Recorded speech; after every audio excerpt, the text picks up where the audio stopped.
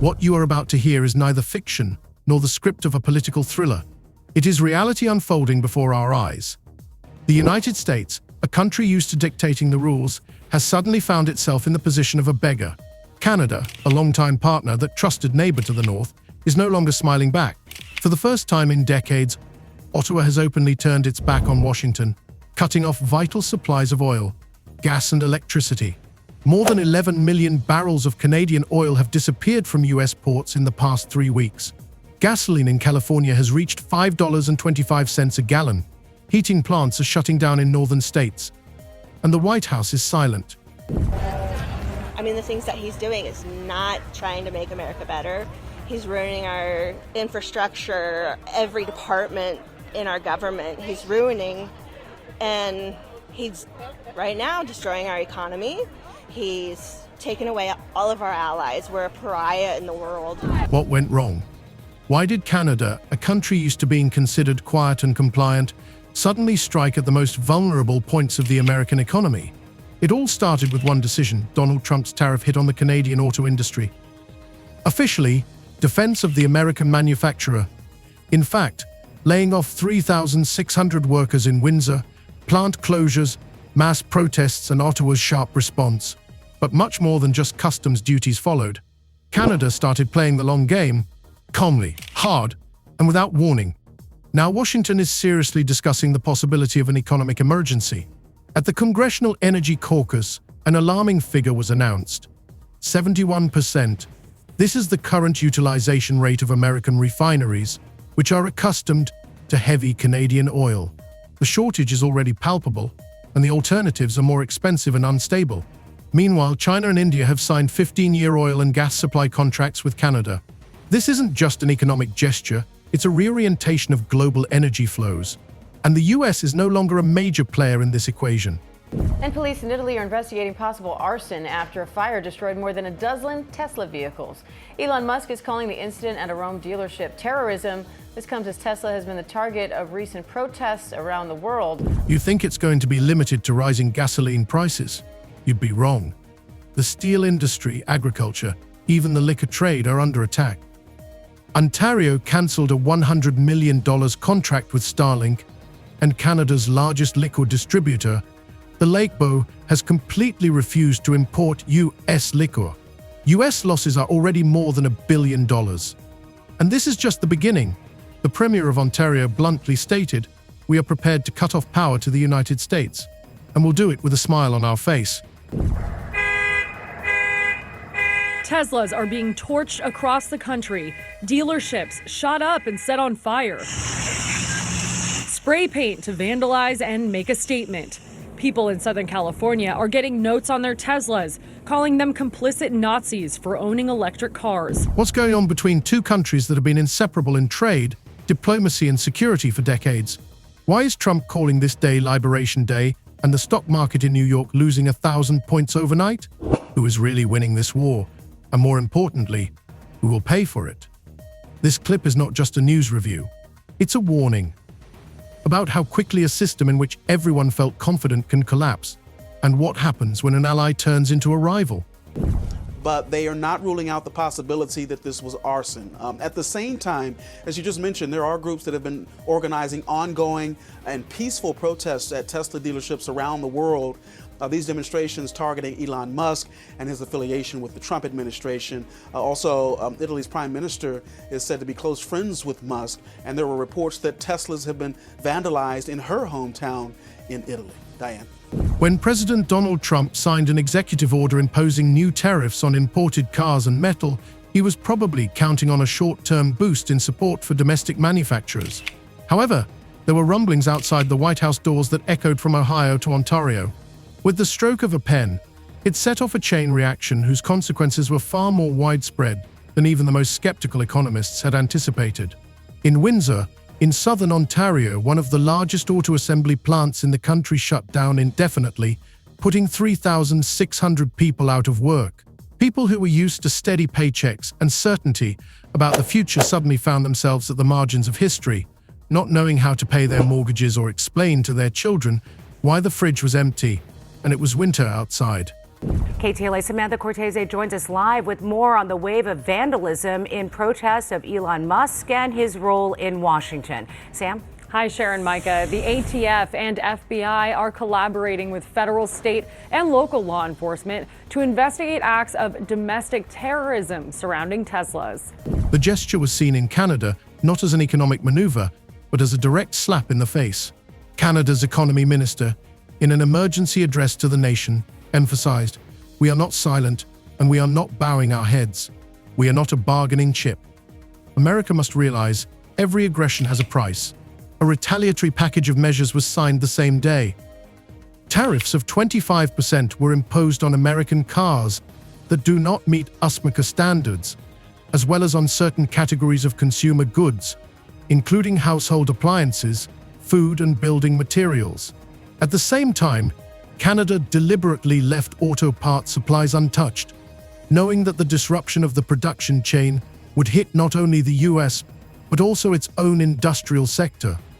Hey Diane, this investigation really just beginning, and one of the key elements will of course be the surveillance video, and investigators potentially have a lot of it to work with as they try to figure out what caused this fire. We know that surveillance footage has been turned over, including video from each of the cars, which could prove vital to understanding what happened here, because each vehicle has its own camera system that works even when the car is off, and 16 cars burned in this fire, and right now investigators don't know what caused it. The decision was politically deliberate. Instead of mindless escalation, Canada behaved like a skilled chess player. Its strikes were targeted, painful and strategically vulnerable. Agricultural machinery and medical equipment parts were excluded from the list of taxable goods, a signal that Canada is not willing to sacrifice lives for political points, but it will defend its dignity at all costs. One fictionalized but convincingly presented move is the ban on imports of US timber as part of an emergency protocol to protect Canada's forest fund. The measure dealt a powerful blow to the timber-producing areas of Montana and Oregon, where protests backed by local labor unions began. We've accomplished more in 43 days than most administrations accomplished in 4 years or 8 years, and we are just getting started. He praised all the domestic actions he has taken so far on immigration. And I deployed the U.S. military and Border Patrol to repel the invasion of our country. And spending cuts. We are draining the swamp. It's very simple. But the most high-profile gesture was the energy backlash. Canada, previously a reliable and problem-free energy supplier for decades, suddenly changed course. At the initiative of the new energy minister, an energy sovereignty program was developed and implemented, under which more than 11 million barrels of oil destined for U.S. refineries were suspended for 21 days. The move, partly fictionalized, was pitched by the Canadian press as the beginning of a new era where oil no longer pours where it is not respected. The results have not been long in coming. In just the second week of supply cuts in California and New York, the price of fuel jumped 17% to a record $5.25 a gallon. Queues at gas stations have become a symbol of a new reality, in which even a cup of coffee in a cafe has become a luxury when your wallet is empty, and the empty light flashes on the tank display. At the same time, Canadian authorities have begun to openly demonstrate their desire for energy reorientation. A closed energy forum was held in Toronto, attended by delegations from China, India, and Saudi Arabia. Through insider leaks, it was revealed that contracts had been signed to export 325,000 barrels of oil per day for the next 15 years. These agreements, though partially embellished, have created a political earthquake effect in Washington. For the first time in decades, Canada has so dramatically revised the vector of its energy policy, clearly moving it away from its northern neighbor. Tesla is a peaceful company. We've never done anything harmful. I've never done anything harmful. I've only done productive things.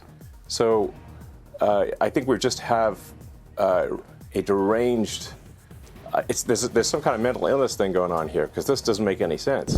But oil is only part of the equation.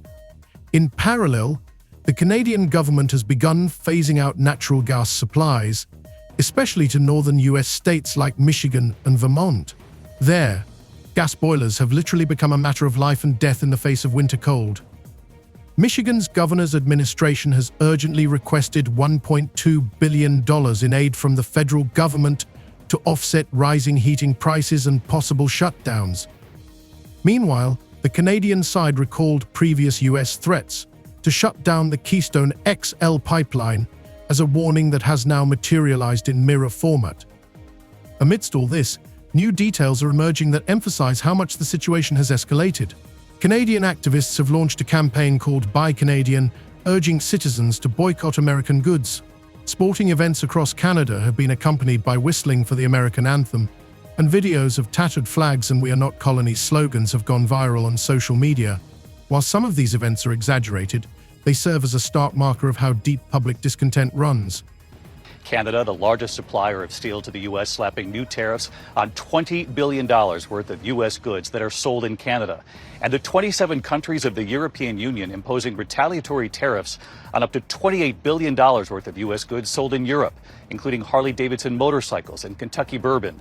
President Trump with the Irish Prime Minister visiting the White House today. The president suggesting his tariffs won't stop here, saying, "Of course, I'm going to respond." And tonight, right here, the new poll showing 56% of Americans disapprove of President Trump's handling of the economy. The number's even worse now on the president's tariffs. South of the border, panic was only growing. American farmers, deprived of access to Canadian fertilizer, began to suffer losses, while major agribusiness concerns urgently sought alternative markets. However, it was twice as expensive to ship fertilizer from South America, and the timing was unpredictable. This caused a rise in food prices, especially for vegetables and cereals, which affected the country's entire food supply chain. Thus, a full-fledged geo-economic confrontation emerged from a series of decisions that at first seemed to be a matter of trade strategy. For the first time in decades, the US, which believed in its energy independence, felt that it could be thrown off its oil pedestal, while the Canadian side felt that it could dictate terms not from a position of weakness, but of strength. And while initially it was only about taxes and tariffs, now energy, food, raw materials, public opinion, and even elements of national identity have come into play. Tesla shares have slumped by more than 9% amid a fall in sales in Europe. The electric vehicle maker posted lower sales across 5 European countries, including France and the UK. Joining us now to discuss this is CBS News foreign correspondent Remi Inocencio. Remi, why do we believe these sales are dropping? What's driving that? Sure. Well, Errol, basically what Elon Musk has been talking about over the past, say, few months, ever since Donald Trump's election back to the White House, that has been fueling this anger, this frustration, some even say disgust towards Musk, and they're taking it out on Tesla. Tesla now feeling the pain. But because of what's happening here in Europe, Tesla sales fell by nearly half across the continent just last month, 45%. This is only the beginning. Ahead are new stages of confrontation, new decisions, and perhaps new losses. And the big question is who will blink first, and what the price of that concession will be. While political leaders in the US continued to pretend that the tariff conflict with Canada was just a short-term snag, the country's economy began to falter at the most basic level.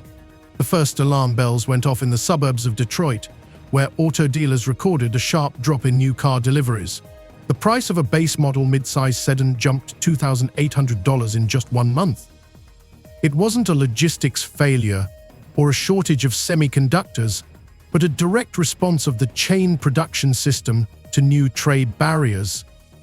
Canada, as discussed earlier, didn't block auto parts, but rising prices for raw materials, steel, aluminum, fuel, and logistics hit U.S. manufacturers like an avalanche. We begin with the president's trade war escalating tonight. This evening, the retaliation against the United States, Canada, and the European Union responding quickly, just hours after President Trump's 25% tariff on all steel and aluminum coming into the United States. American consumers have been caught in the middle of the price storm. Essential products, household appliances, building materials, everything became more expensive literally in front of their eyes. Large grocery chains began to abandon promotions and discounts, which a month ago were part of the usual marketing strategy. People began buying frozen food en masse, fearing a new wave of price increases. In small towns in Wisconsin, Where residents' main incomes are tied to agriculture and local stores, spontaneous swap fairs began to spring up, not because of romance, but because of a lack of cash and a desire to avoid rising taxes. In the backcountry, reports began to come in that farmers began slaughtering cattle early, not waiting for feed prices to rise, which were driven precisely by Canadian fertilizer and energy tariffs. In Iowa, according to local radio station Cream, 12% more cattle were slaughtered in 3 weeks than in the same period last year. This led to a short-term surplus of meat on the domestic market, but a month later to a shortage. And as a consequence, the price of beef in a number of states exceeded $14 per pound, which was an all-time high. That's from the European Automobile Manufacturers Association. People just choosing with their wallets to not buy Teslas because of that Musk-Trump association. And actually here in London, an activist group called Everyone Hates Elon actually have been hacking bus stop signs with posters. I actually passed one yesterday. First, I wasn't quite sure what was happening, but it said the words 0 to 1939 in 3 seconds. Illusion here, 0 to 60 in like 3 seconds or something. But this poster was alluding to the start of World War II, and the image was of Musk giving that hand salute that we saw at Trump's inauguration that many have attacked as a Nazi gesture. Musk, though, has neither admitted or denied what he was doing. But we're seeing the knock-on effect of that anti-Musk anger across Europe and in terms of sales. Meanwhile, the cost of transportation within the US increased by 31%, which also affected prices in stores. Companies began to build into the cost of goods the risks associated with possible shortages of raw materials and energy resources. Metallurgical companies were particularly affected. In Pittsburgh, one of the largest steel companies, Mid-Eye Inc., suspended work at 2 of its 5 production sites, citing shortages of Canadian coke supplies and a sharp increase in fuel prices. Workers were sent on forced vacations, and panic broke out in the raw materials markets. Supplies were falling and prices were rising. Stock analysts began to talk openly about the possibility of recession. Domestically, consumer spending was falling. Rising prices made it impossible to plan even a month ahead. Middle-class families, who had previously had no trouble coping with mortgages and health insurance, found themselves in a situation where any unplanned spending was a threat to financial stability.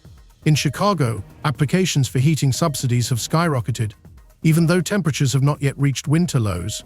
Local media directly attributed this to a reduction in Canadian natural gas supplies and soaring utility prices. Outperforming as well in some cases, doing better than Tesla.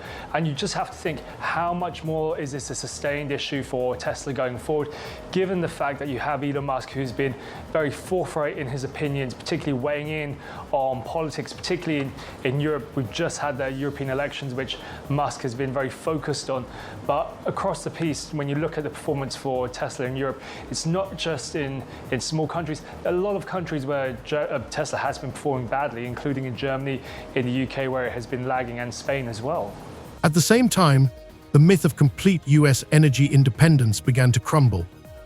Despite domestic production, almost 60% of the heavy crude oil needed for processing at US refineries came from Canada. After the flow was partially cut off, the state had to urgently purchase heavy oil from Venezuela, Iraq, and even Algeria at much higher prices. The logistics of these supplies entailed not only losses but also additional instability, delays at customs, the need to insure ships, and political risks. All this made each barrel of oil not only expensive but also unpredictable in terms of timing. Against this background, traders and large investment companies became sharply active and began to speculate massively on commodity markets. Futures on oil, natural gas, steel, and aluminum rose in price without stopping. Financial institutions in New York recorded a surge in volatility that was last seen only in 2008. Overnight, the Dow Jones Index lost more than 1,000 points. This became not just a warning signal, but a full-scale panic in the market. After Trump imposed those sweeping 25% tariffs on aluminum and steel imports, the European Union retaliating with tariffs on up to $28 billion of U.S. goods. Trump making it clear this isn't over, vowing to respond in kind with sweeping retaliatory tariffs early next month. They're doing what they should be doing, perhaps, for the European Union, but it does create ill will. And as you know, we're going to be doing reciprocal tariffs So whatever they charge us, we're charging them. Canada also striking back with new tariffs on $20 billion worth of U.S. goods, mostly steel and aluminum, but also computers and sporting goods. And all this was happening against the backdrop of official White House statements that everything was under control. However, the reality said the opposite. Industry associations, representatives of small businesses, ordinary consumers, all began to express harsh criticism. Polls conducted by independent agencies showed that 61% of Americans believe that the administration's tariff policy is leading the country to economic disaster.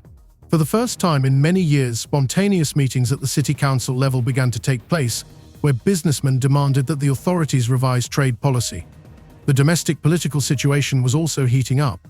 Democratic senators initiated an investigation into the real impact of the tariffs on American families. Republicans were split. Conservative economists who had previously supported the idea of protectionism began to recant. At a congressional hearing, they said, "We wanted to protect our producers, but now we're losing both producers and consumers." This admission was a turning point.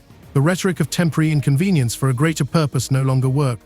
The U.S. economy, under pressure from outside and inside, began to lose resilience. Tariffs that were supposed to be a shield became a boomerang. But the most disturbing thing was not in the numbers and indexes, but in the growth of distrust. When citizens begin to believe that the state is acting against their interests, the economy is only the first victim. The second is public tranquility. And if the course does not change, the third victim may be the very stability inside the country. Well, this feels more like a Tesla-only story when you look at just this fall in EV sales for them that they're suffering across Europe, down 45% in January. The wider EV market in Europe up 37%, so rivals are catching up and performing. Amid the general instability, panic among multinational corporations began to set in. Companies working in the high-tech and defense sectors began to move part of their production chains outside the United States to Europe and Southeast Asia. One of the largest technology companies in Silicon Valley, Lexon Systems, officially announced that it was opening a backup data center in Toronto and freezing expansion in the US due to increasing geo-economic risks. However, the most painful moment was yet to come. Canada and Mexico began acting in sync, openly coordinating their economic moves.